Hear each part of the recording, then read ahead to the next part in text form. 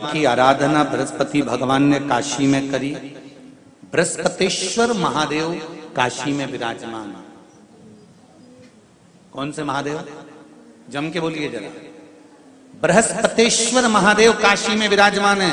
जो अंगूठी में पुखराज नहीं पहन सकते, जिनकी भाग्य रेखा उल्टी चल रही हो, बृहस्पति चमक ही नहीं रहा हो, जिस काम में हाथ डालते हैं वो काम पूरा ही नहीं होता हो, तो एक बार काशी जाना, बृहस्पतेश्वर महादेव का स्पर्श करना, उनका अभिषेक पूजन करना और उनका स्पर्श कर कर एक बेलपत्र ब्राह्मण देवता से मांग कर लेकर आ जाना कि इन बृहस्पतेश्वर महादेव से मुझे एक बेलपत्र दे दो। तुम्हें पुखराज पहना कि नहीं पहना, हीरा रतन माणिक पहना कि नहीं पहना, वो बेलपत्र इतना चमत्कार कर देगी कि जिंदगी में कभी संपदा की कमी आएगी नहीं। अगर बृहस्पति नहीं चमके तो बृहस्पतेश्वर महादेव, जहां पर बैठकर बृहस्पति भगवान ने शंकर भगवान की आराधना करी है, रोज गंगा जल जाना, गंगा जल लेकर आना, शिव जी की आराधना करना। एक शिवलिंग का निर्माण करा, उसकी आराधना में बृहस्पति भगवान डूब गए, उसकी आराधना में बृहस्पति महाराज निरंतर लगे रहे। और इतनी आराधना बृहस्पति महाराज ने करी, इतनी आराधना करी बृहस्पति महाराज ने कि शंकर भगवान सामने प्रकट हो गए। मांगो बृहस्पति, तुमको क्या चाहिए? कुछ नहीं, केवल आपका भजन। नाम रख दिया, तुम्हारा नाम वचस्पति रहेगा। बृहस्पति भगवान का एक नाम वचस्पति भी रख दिया और तुम साधारण नहीं रहोगे। तुमने मेरी आराधना करी है तो देवताओं के गुरु बनकर विराजमान होगे। अब अभी तक 2 भार इंद्र के पास में थे। बहुत ध्यान देकर समझना ये नवग्रह कथा को। 2 भार थे इंद्र के पास। इंद्र देवताओं के गुरु भी बनकर बैठे थे। देवगुरु बृहस्पति की जगह पूर्व में इंद्र ही देवगुरु का पद संभाल रहे और देवराज का पद भी इंद्र के पास में था। कौन कौन से पद थे? जम के बोलो जरा। पहला पद देवराज इंद्र का, दूसरा पद देवगुरु, देव गुरु का पद भी इंद्र के पास में था और देवराज का पद भी इंद्र के पास में था। ये 2 पद जब होता है साधारण भाषा में, आप ले लीजिए, किसी के पास में अध्यक्ष का पद भी है, किसी के पास में और कहीं का पद भी है, 2-3 पद उसके पास में विराजमान है, तो उसके पास में 2-3 पद अगर विराजमान है तो फिर उससे अगर एक पद ले लिया जाता है तो उसको अहंकार आ जाता है, उसको गुस्सा आ जाता है कि बताओ अभी तक तो मुझे पूछा जा रहा था, अब तुम तो वो पद पे भी जान दो। जैसे तुम किसी कुर्सी पर बैठे हो, कथा सुन रहे हो और इतने में कोई रिश्तेदार बाहेती जी का आ गया और तुम बढ़िया आराम से बैठे थे और बैठे बैठे इतने में बाहेती परिवार से कोई आया और उसने तुमको उठाया, प्लीज थोड़ा सा, और तुम्हें उठाकर दूसरी जगह बिठा दिया और उन्होंने अपने वाले को कुर्सी पर बिठा दिया। अब बोलो, जो उठा, जिसको उठाया था उसका भगोने जैसा मुंडा हुआ कि नहीं हुआ? अरे बोलो तो। अपन दूर कथा नहीं जाते, कथा अपन अपने ऊपर लेके चलो कि अपन कैसे समझे इस कथा को। बहुत अगर गहन तत्व की कथा सुनेंगे तो समझ में आएगी नहीं। यहाँ से सुनी, यहाँ से निकाल दी, बच्ची कुछ दी, ऊपर से निकल गई और मालूम पड़े थोड़ी देर बाद माताएं कुर्सी पे बैठी बैठी।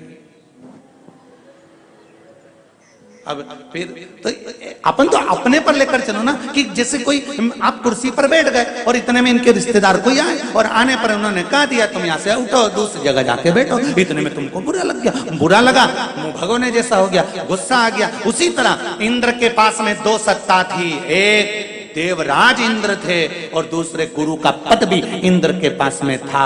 देवताओं के गुरु बनकर इंद्र घूम रहे थे, पर अब उल्टा हो गया। शंकर भगवान ने बृहस्पति महाराज को देवगुरु बना दिया।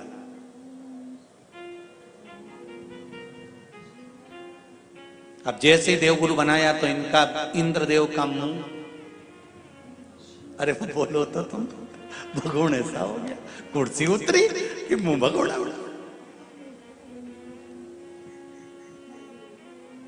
अब इनका मुंह भगोने जैसा हो गया तो गुस्सा तो गुस्सा। इतने में इंद्र ने, बृहस्पति महाराज देवगुरु बन गए। इंद्र सिंहासन पर बैठे थे, अप्सराओं का नृत्य देख रहे थे। वहीं से देवगुरु बृहस्पति का आगमन हुआ। बृहस्पति महाराज जैसे ही आए तो इंद्र तो सिंहासन पर बैठकर पूरा अप्सराओं का नृत्य देख रहे थे, उनको देवगुरु बृहस्पति से मतलब ही नहीं था।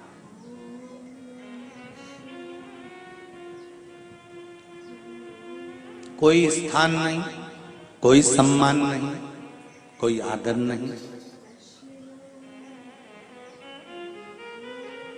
कोई आदर नहीं। जिसको घर के बड़े बुजुर्ग सम्मान देते हैं, घर के बच्चों का भी फर्ज है कि उसका सम्मान बच्चे करें। सही है कि गलत है? घर के बुजुर्ग अगर उसको सम्मान दे रहे हैं ना, घर के बड़े उसका सम्मान कर रहे हैं ना, तो घर के बच्चे कहते हैं नहीं, वो तो हमारे लिए गलत सोचता है, हमेशा हमारे लिए अपशब्द बोलता है, हमेशा आड़ा टेढ़ा बोलता है। तो घर के बुजुर्ग कहते हैं तुम्हें क्या करना है, जब हम सम्मान दे रहे हैं तो तुम भी दो, हम आदर कर रहे हैं तो तुम भी करो।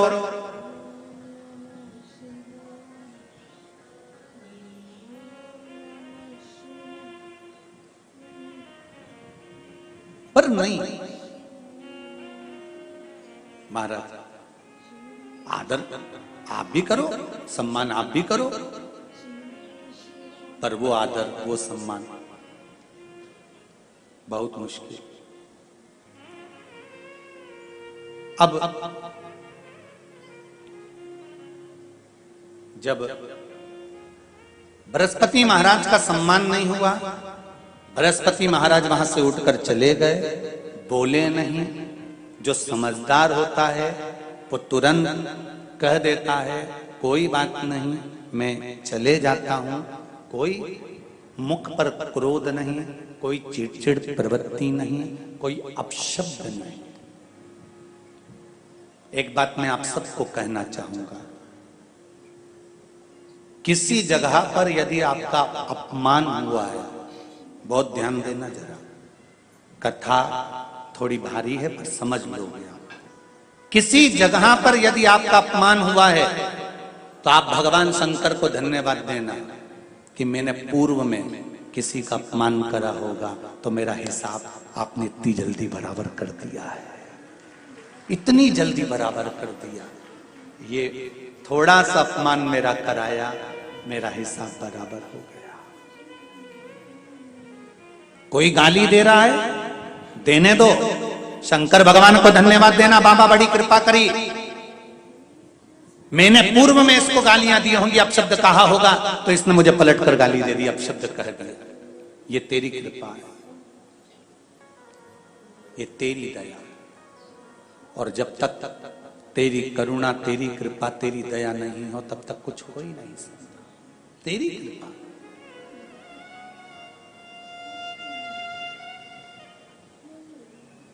भगवान से कहो हे देवाधिदेव महादेव, मैं ये नहीं कहता कि मुझे रोने मत देना, क्योंकि कर्म का भोग तो मुझे भोगना पड़ेगा। देवाधिदेव महादेव से कहो हे देवाधिदेव महादेव, मैं ये नहीं कहता कि मुझे रोने मत देना, पर इतना जरूर कहता हूं तेरे सिवा किसी दूसरे के आगे झुकने मत देना, बस इतनी कृपा कर। मैं ये नहीं कहता कि मुझे रोने मत देना, बस तुझसे निवेदन है कि केवल तेरे दरबार के अलावा किसी दूसरी जगह पर मुझे झुकने मत देना, क्योंकि मैं जानता हूं अगर तू मुझे अपना समझता है, झुकने नहीं दे सकता तो फिर रोने भी नहीं देगा। ये मेरा भगवान शंकर पर विश्वास रखकर एक एक पल, एक एक घड़ी, एक एक समय, एक एक नक्षत्र का शिव महापुराण में वर्णन है। यहां तक शास्त्र कहता है कि पीपल के वृक्ष की जब भगवान शिव रचना करे, पीपल के वृक्ष की जब रचना करी गई तो उस पीपल के वृक्ष में भी कौन सा समय किसका है ये शिव महापुराण वर्णन करती है। सुबह 4 बजे से लेकर 7:30 बजे तक पीपल के वृक्ष में ब्रह्मा जी का वासा होता है। 7:30 बजे से लेकर 10:30 पौने 11 बजे तक पीपल के वृक्ष में भगवान विष्णु का वासा होता है। 10:30 बजे से लेकर पीपल के वृक्ष में 11:30 बजे तक पितरों का वासा होता है। 11:30 बजे से लेकर 12:30 बजे तक पीपल के वृक्ष में आहूतों का वासा होता है। 12:30 बजे से लेकर शाम को 4 बजे तक पीपल के वृक्ष में वासुकों का वासा होता है। 4 बजे से लेकर शाम को 7:30 बजे तक पीपल के वृक्ष में शंकर का वासा होता है। 7:30 बजे से लेकर 9:30 बजे तक पीपल के वृक्ष में कुबेर का वासा होता है।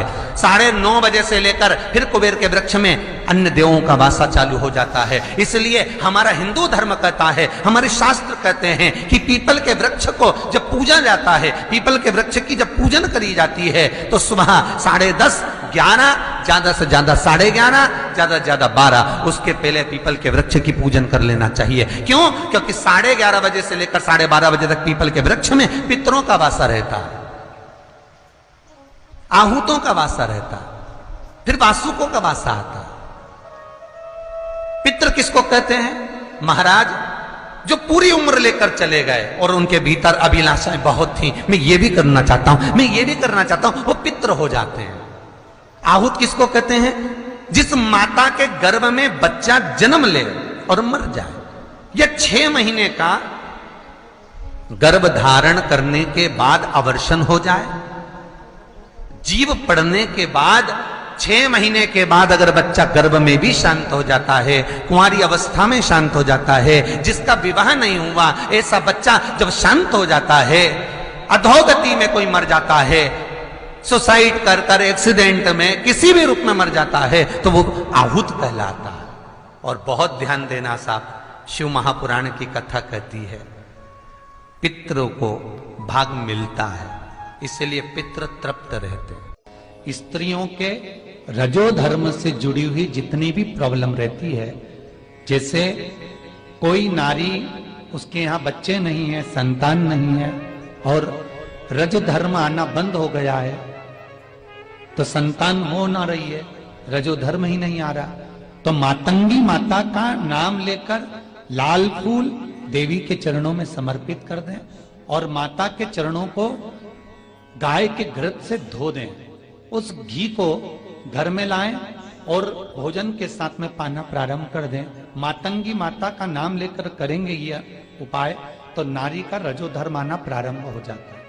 रजो धर्म से जुड़ी जितनी भी प्रॉब्लम है वो मातंगी माता के नाम से ही पूर्ण हो जाती है। ऐसे